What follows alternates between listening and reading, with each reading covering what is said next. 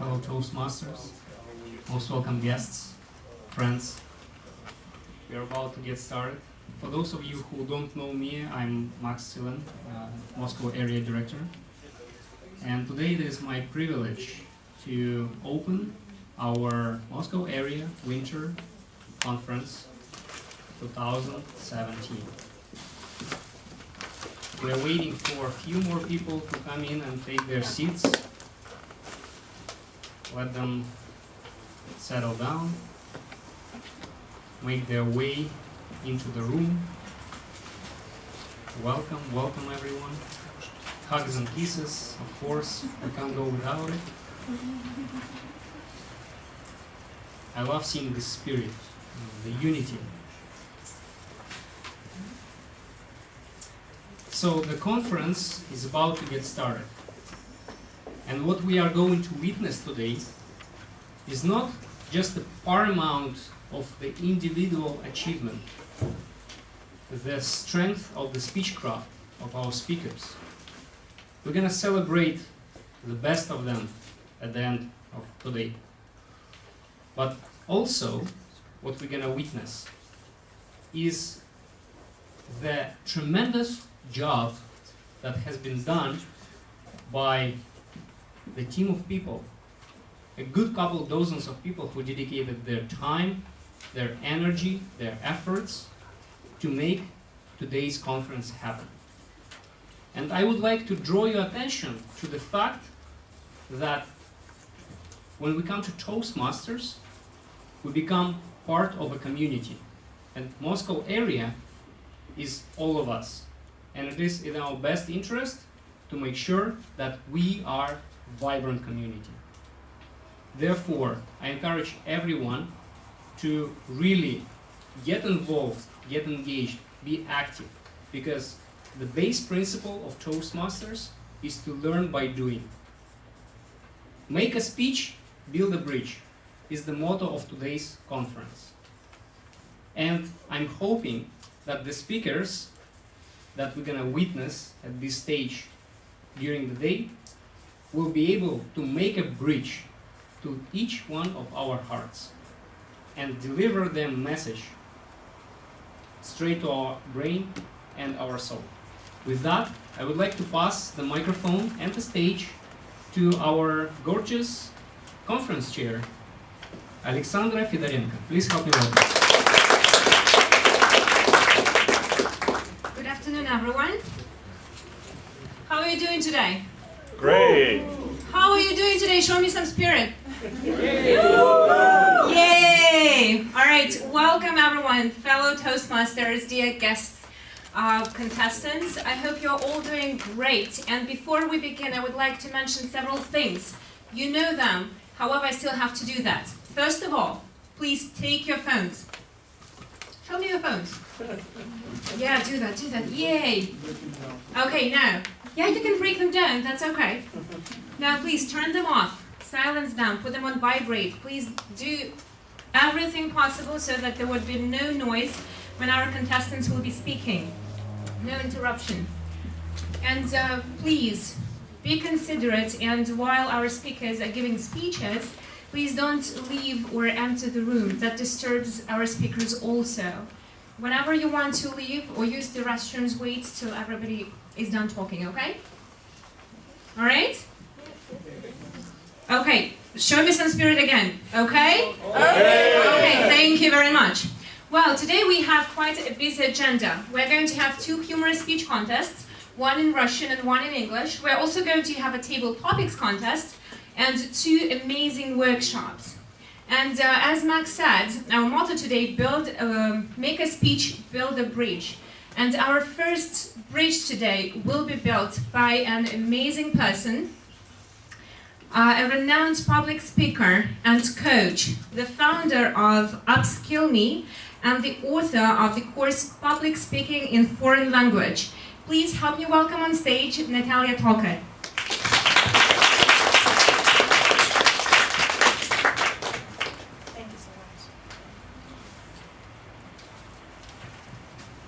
Hello everyone. Can you hear me okay? Yeah. You know, I think I've spoken at at about 12 different conferences in 8 different cities in the past 4 months. LA, London, Stockholm, New York, Barcelona, Hong Kong. And this is my second conference in Moscow. The second conference in the last 2 weeks. And I want to tell you what I experienced just last week when I came to a conference in Moscow here.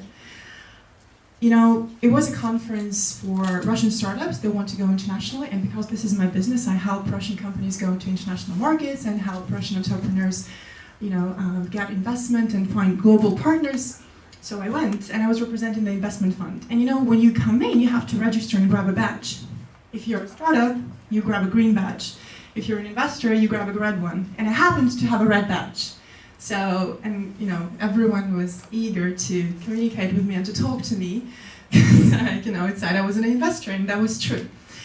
And I was shocked and amused at the same time, because the contrast between what I saw in Moscow and what was happening in London, LA, and New York was so tremendous. And I want to share this with you because it struck me so much. The number one thing that surprised me is that no one was shaking hands. When we do networking here with the Russian-speaking community, nobody knows each other, and still no one was shaking hands. And if I was initiating a handshake as a woman to a man, they were like, as if I was offering something illegal. Me?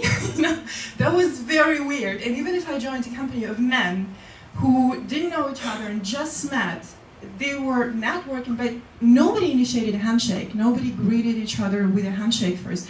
That is the first thing that struck me, because over there, Europe, the United States, I'm not talking about Asian countries, still in Hong Kong, everybody does a handshake too. That is everywhere, and this was my initial response to everyone, and everybody was like, oh, what is that? That was weird. And the next thing that surprised me a lot as well is that people don't really make eye contact. You probably, when you live in probably a multi-story building, right? When you enter the elevator with your neighbors, do you always talk to them? Do you look at them? Do you say, hi, how are you? Which floor? Have a nice day when they leave the elevator? Well, this is exaggerated at the conference. No one, like in the metro, everybody avoids the eye contact. The same happens at a conference where you're supposed to network, you're supposed to meet new people, and still, people avoid the eye contact. But what they do, of course, they understand, they come there to network. Everyone was looking at my badge that was around here, this area. They were not looking at my face, they were looking at my badge. They were studying my badge for a long time. Before they wanted to come up to me, and they were like checking, okay, your red badge, woman, red badge, okay, me, probably yes, she's an investor. I'm gonna come up, talk to her. And what I would expect that if they were staring at my badge for so long, probably they read my name and they would come up to me and say, hi, Natalia, how are you today? Instead, people never called me by the name, even though they had been staring at my badge for a long time before, and they would say, so you're the investor, interested in blockchain? You want to talk?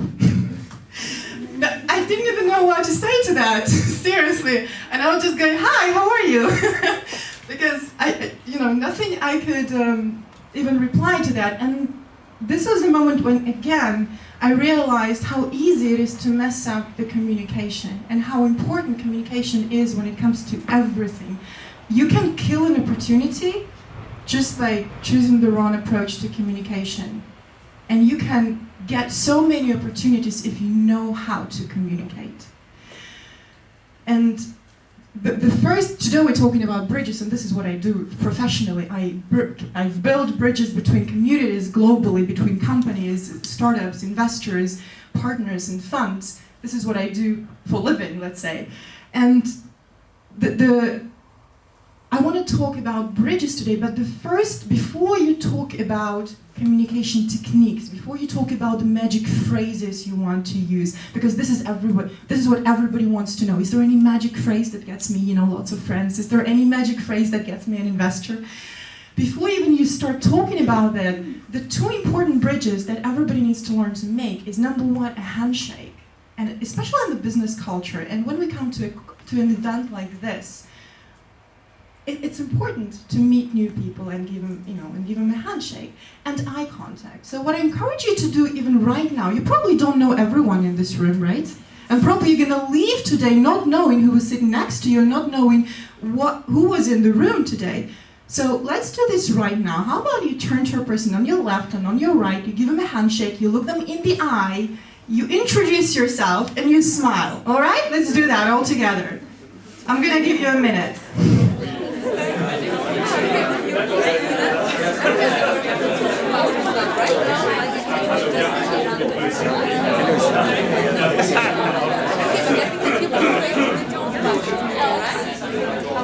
That was beautiful. I think you don't even need me anymore. You just gotta continue talking.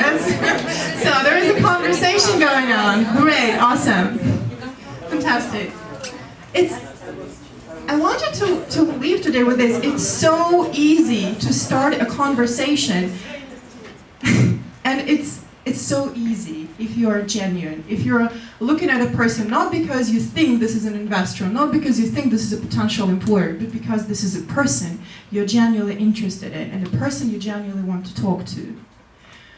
And I mostly work with business people. And in business, people care about results, especially in Russia here. You go to a job interview, you imagine, well, this is my resume, this is something tangible, right? I get a job offer, this is something tangible, a result. But you don't really realize that it's the whole communication process that gets you to that result. It's communication process that gets you through the job interview, and if you communicate correctly, it gets you a job. So people here are focused a lot on results, and they think communication is not really important because it's just talking. It's just talking. And on the other hand, there are people who swim in this communication process and get drowned in it, and nothing gets ever done. Probably, you have colleagues around you who talk a lot. Probably you have these long conversations with your friends, with your family, with your husbands, with your wives, your bosses. You talk and talk about the things you want to change, and they don't really change, right?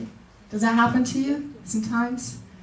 So it both ways. And my idea that probably we imagine a communication is a bridge between an idea and the result that you want to arrive at. And probably we just have different ideas. So today I want to talk about that, and I want to give you 5 tips that help me to communicate with both people in business and people in life.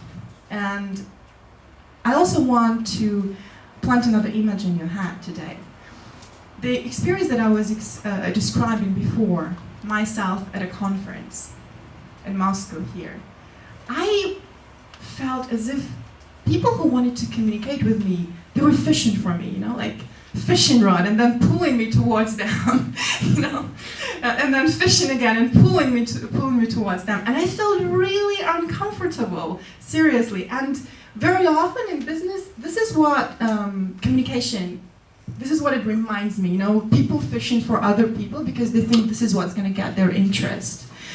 Instead, it's way more productive when both people build a bridge towards each other. It's a cooperation when both people put enough effort to build something tangible they can walk on towards each other. So when both people invest enough effort and time, this is always way more productive. But to get there, we need to be sure that we have the same ideas of what we're talking about.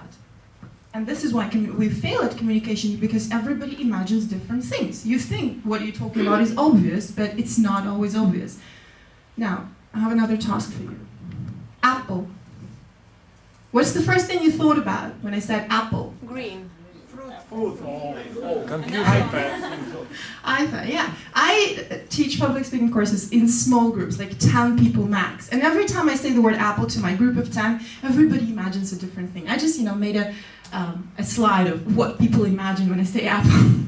Red, green, somebody imagines a sliced apple, somebody has an apple tree in mind, somebody thinks about MacBook, iPhone X, iPhone 6, iPhone 7 Plus, whatever. But different images, absolutely different images, and you never know what people will imagine when you say certain thing. And this is just Apple.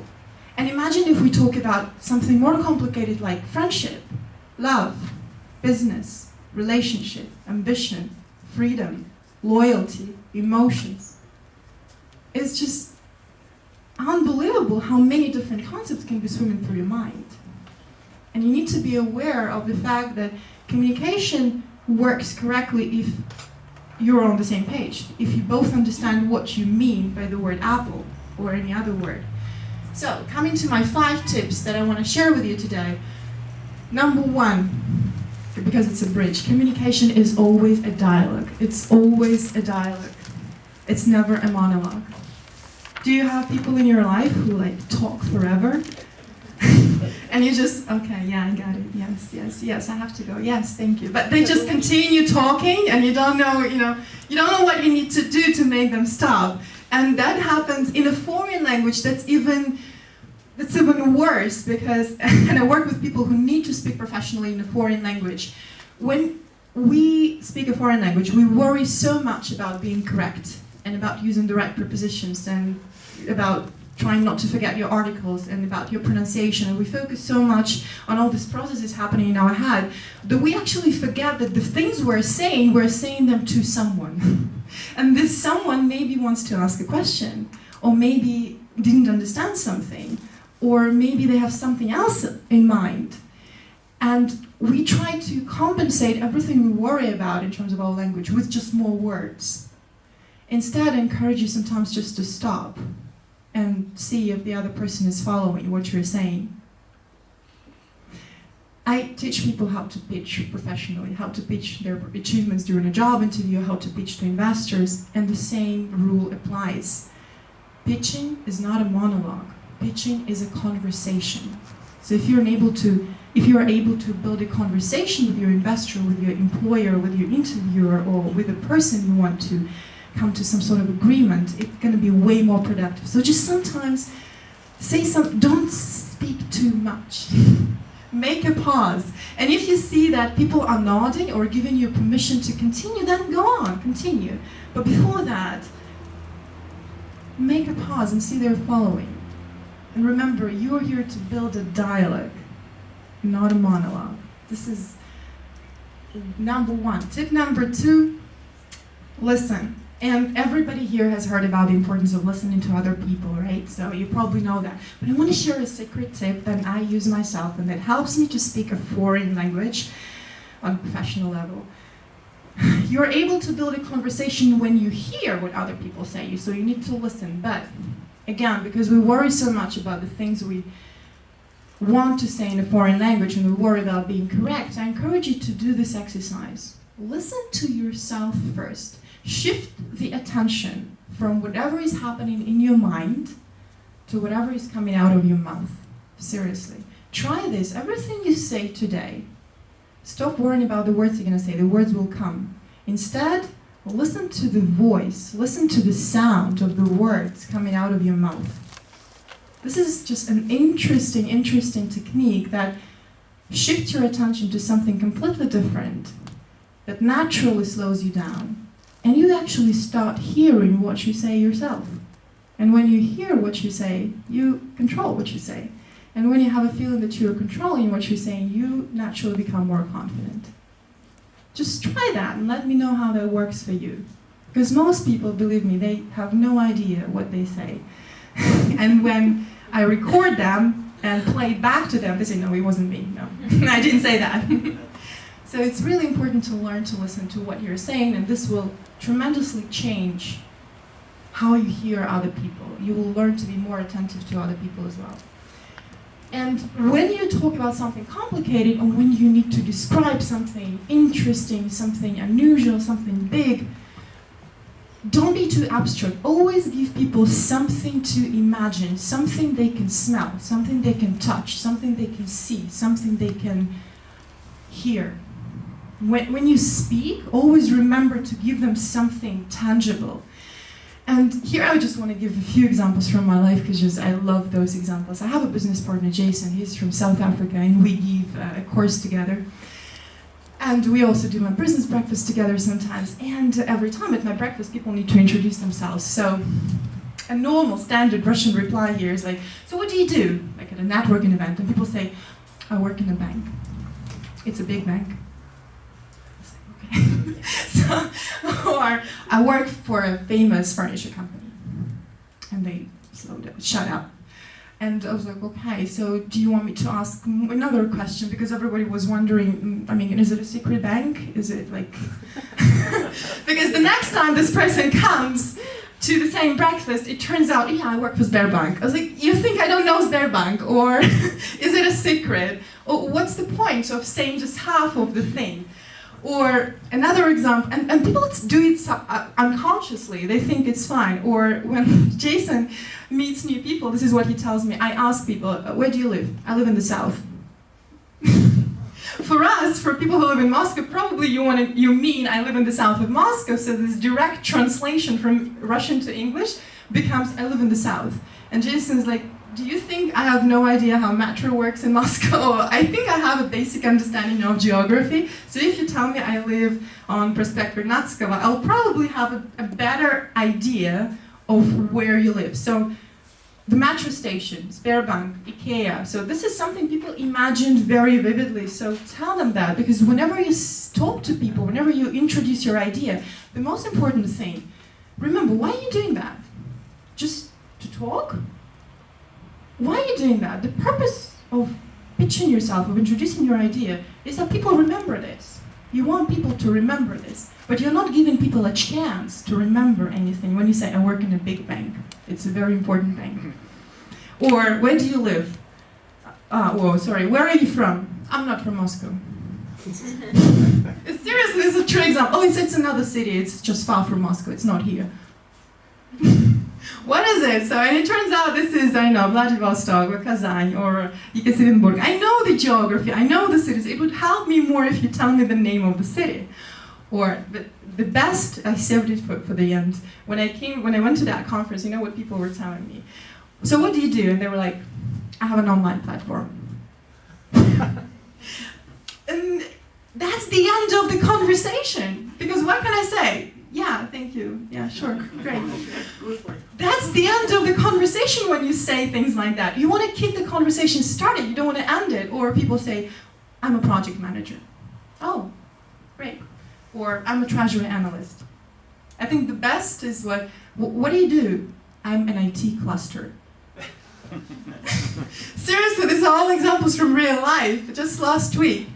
I just want to, tell you what one of my clients actually, how she introduced what she did, and I think it's brilliant. When I asked her, and she has a very complicated position in a bank, in a Chinese bank, and I asked her, so what do you do? And she said, Natalia, it's so complicated, but let me ask you a question. Have you ever exchanged rubles to dollars or any currency in a bank?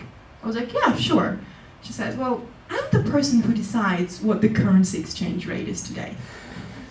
Well, that's kind of clear, right? So she decides how much the dollar is going to worth, how much I pay for $1. So that's very clear. It's a lot better than I'm a Treasury Department analyst. Right? Because what does it tell you? You cannot even remember what this person does. So remember this. Always give people something to imagine. And this is another very powerful tool. When you pause, you give people time to digest what you have just said. You make people listen. And you attract attention. And never stop speaking before you get the attention of other people. Whenever you want to say a sentence full of filler words, a filler words is like, a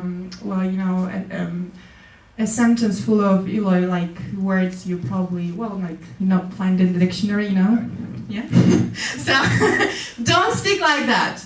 Whenever you want to say a sentence whenever you want to say, like, some sort of that, say nothing. Seriously. And for that, you need to learn to listen to yourself, because most people have no idea how often they say these words. Say nothing when you feel or like is coming out of your mouth. And another important tip, work on your diction. When we speak a foreign language, it's really important to sometimes overpronounce every letter, because when you build a bridge towards another person, they want to be walking on that bridge and not struggling to understand what you have just said. Diction is important. Reading out loud is a tool that helps me and my clients improve the diction. And probably this is something you want to check out for yourself as well. Oh, sorry. And one more thing, don't manipulate, because communication is a dialogue and it's a conversation. It's never a manipulation. Everybody here is thinking, well, I don't. It's not about me. I never manipulate people. But we do it unconsciously again. It's interesting how Russian people use the word you all the time. Whenever they tell stories, they use the word you. I used to have a friend from England, Tom, and every time he would tell me in wintertime, Natalia, why does everyone in Russia thinks it's their job to tell me what I should be wearing today? Tom, it's too cold, you can't be wearing these boots. Tom, it's cold, you're gonna be wearing a coat. Tom, you live in Russia, look at that, you can't be wearing that, you can't be eating this. And he's like, I'm just sick of this care, it's too much care. So whenever you want to give advice to a person, don't say you. If you do this, you get this. If you don't do this, you get this. Instead, use the word I. Especially in business, people do that. If you use our product, you will get this. I never said I want your product first. So why are you telling me that? Instead, use the word I and tell personal stories. If I were wearing that coat, I'd be probably freezing now. That sounds a lot better. Or if you work with Chinese investors, here's what you need to do. Instead, you say, let me tell you my story of experience working with Chinese investors. And then it's way more neutral and people are going to listen to you. So just pay attention to how often you say the word you. And always talk about your personal experience. Don't lecture people. Tell them personal stories. It's way more interesting.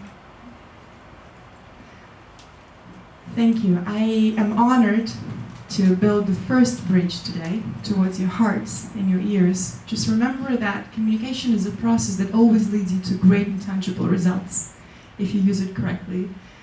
Don't misuse it, don't ignore it. Remember that we're all humans and we all like different apples. Thank you.